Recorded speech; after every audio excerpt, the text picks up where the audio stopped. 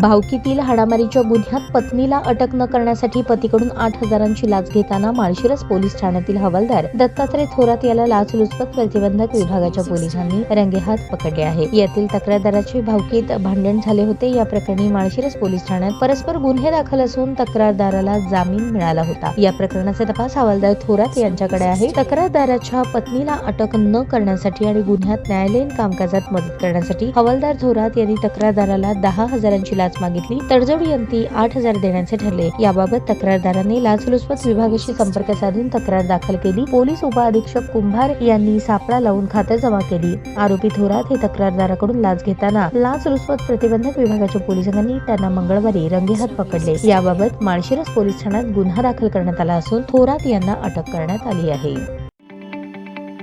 ताज्या बातम्या पाहण्यासाठी प्राईम महाराष्ट्र न्यूज चॅनलला सबस्क्राईब करा।